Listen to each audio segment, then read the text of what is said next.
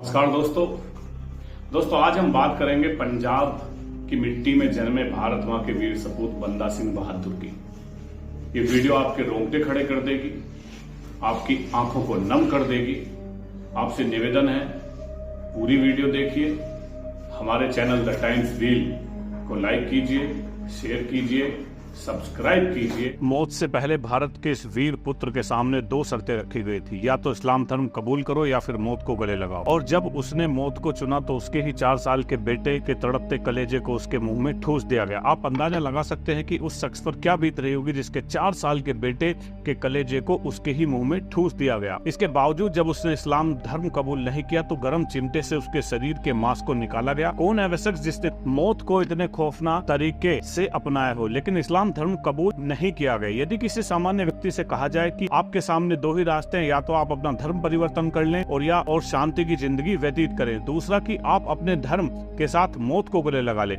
किसी भी इंसान के लिए अपने धर्म को परिवर्तित करना बहुत मुश्किल है, लेकिन कहते हैं ना, जान है तो जहान है। अगर शरीर नहीं रहेगा तो धर्म को अपनाकर भला क्या करेंगे? इसलिए जब इस तरह की स्थिति आती है तो अधिकतर लोग मजबूरन अपने धर्म को परिवर्तन करने के लिए बाध्य भी हो सकते हैं। लेकिन कुछ लोग ऐसे भी होते हैं जो अपने देश और अपने धर्म की रक्षा के लिए प्रतिबद्ध होते हैं, देश में घुसे घुसपैठियों का मुकाबला करते हैं। दोस्तों, एक ऐसी ही एक कहानी है बंदा सिंह बहादुर की, जिसको सुनकर आपके रोंगटे खड़े हो जाएंगे।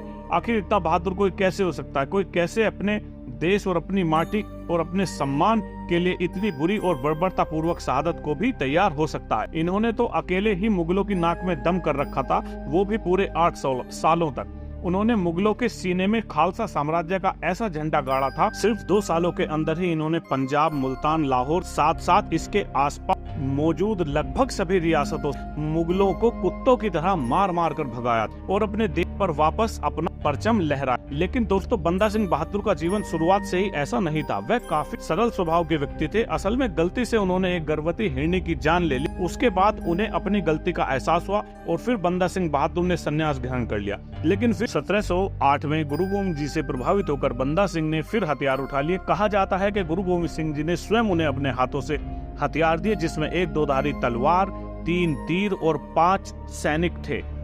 तभी मुगलों ने षड्यंत्र रच गुरु गोविंद सिंह जी की हत्या कर दी, जिससे सिखों में आक्रोश फैल गया और बंदा सिंह बहादुर की अगुवाई में सिखों ने हमला करके सामना का खजाना लूट लिया। और उसके बाद 1709 में सिखों ने मुगलों के गढ़ यानी कि दिल्ली पर हमला कर बड़ी ही बहादुरी से दिल्ली को भी फतेह कर लिया। इतिहास में ऐसा पहली बार हुआ था जब एक बहुत ही छोटी सी सेना ने मुगलों की लाखों की संख्या में बड़ी सेना का मुकाबला किया और मुगलों को घर में घुसकर धूल चटाई।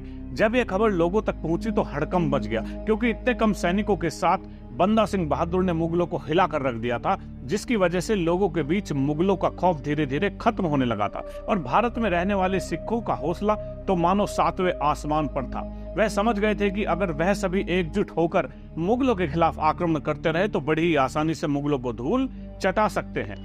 जिसके बाद एक सिखों ने मुगलों पर हमला करना आरंभ कर दिया। जहां जहां ये हमला करते वहां मुगलों पर अपनी जीत का परचम लहराते जा रहे थे। धीरे धीरे मुगलों द्वारा कब्जा किए जाने वाले इलाकों को बंदा सिंह बहादुर और उनकी सेना ने अपने कब्जे में लेना आरंभ कर दिया। इसी जीत के सिलसिले में सिखों की सेना ने 1710 में सरहिंद पर हमला करके उनके गवर्नर को मौत के घाट उतार दिया। अब तक मुगलों के किसी भी युद्ध में किसी भी गवर्नर की जान नहीं गई थी।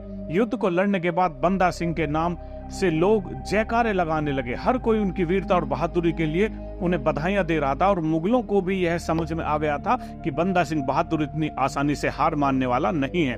कुछ इतिहासकारों के अनुसार बंदा सिंह ने उस गवर्नर को इसलिए नहीं मारा था क्योंकि उसने कुछ बुरा किया था, बल्कि उसने गुरु गोविंद सिंह जी की हत्या में मुगलों का साथ दिया था। और इसी आक्रोश में बंदा सिंह बहादुर ने उस गवर्नर को मौत के घाट उतार दिया था। इस जीत के बाद सिख इतने ज्यादा उत्साहित हो गए थे कि उन्होंने अपनी इस खुशी को मनाने के लिए सरहिंद के पास फतेह बुर्ज नाम की एक बहुत खूबसूरत मीनार बनाई, जिसे आप आज भी अपनी आंखों से देख सकते हैं।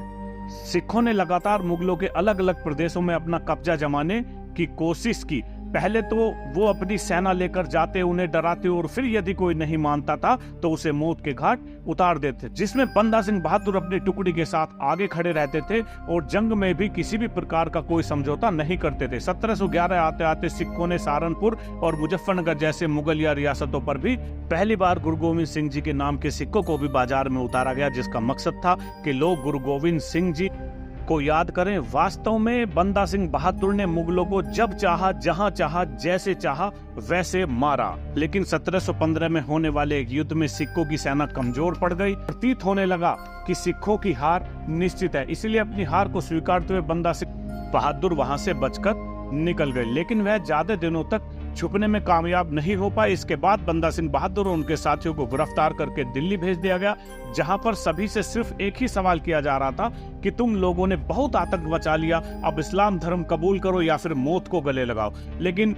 यह सभी भारत माँ के वीर जाबाज सपूत थे जो इस्लाम धर्म को किसी भी कीमत पर नहीं कबूल सकते थे, क्योंकि जिन मुगलों को इन लोगों ने अपने देश से भगाने के लिए कई सारे सैनिकों को खो दिया, इतनी बड़ी जंगें लड़ी जिसमें उन्होंने जीत भी हासिल करी, मुगलों के धर्म को अपनाना जीते जी मौत का घूंट पीने के बराबर था।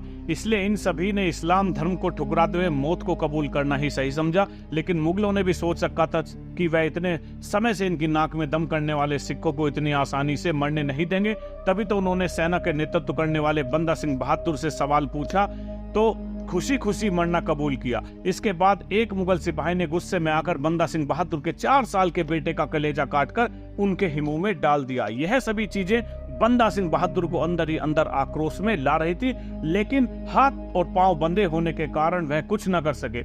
इसके बाद क्रूर मुगलों ने एक बड़े गर्म चिमटे से बंदा सिंह बहादुर के शरीर के मांस को अलग अलग कर दिया।